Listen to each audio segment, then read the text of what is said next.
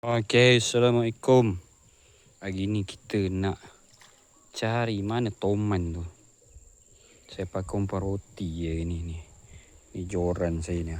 Oh, tu dia. Tu dia. Tu dia. Tu dia. Tu dia. Tu dia. Tu dia. Sorry. Ada ke tu? Oh, tu. Alah, ikan merah pula sampai. Aduh. Kita nak mengumpan ikan haruan tu. Oh, tu ada tu. Tak umpan je. Ada tu.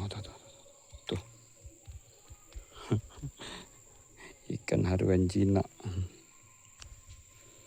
Cari mana dia? Dia ada bawah pokok ni. Bawah sini ni dia mintai ni. Mana dia?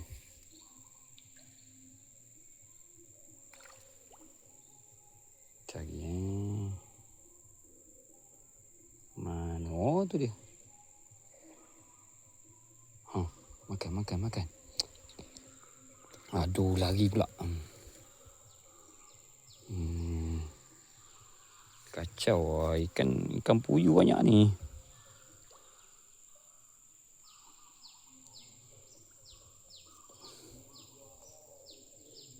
Banyak ikan puyuh tau. Dengan ikan apa orang panggil tebas sisik apa tau. Ikan puyuh banyak sepah. Ikan merah tu. Dia nak dapat. Oh, tu dia keluar dah. Tapi umpan tak isi lagi. Aduh, dia main dengan ikan merah tu masalahnya tu. Duduk dengan ikan merah tu. Kita nak pancing dia ada seekor je. Seekor ke 2 ekor. Seekor dia tu je bapak besar tu. Besar tu. Ikan merah tu ada dalam 2 kilo. Kalau ikan merah tu 2 kilo. Dia memang ada sekilo tu.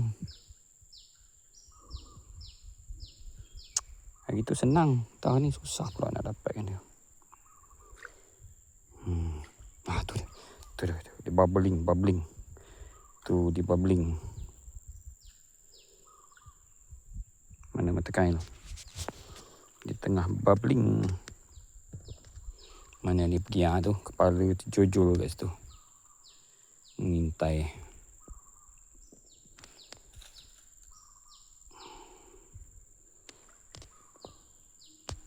Umpan dulu sekejap.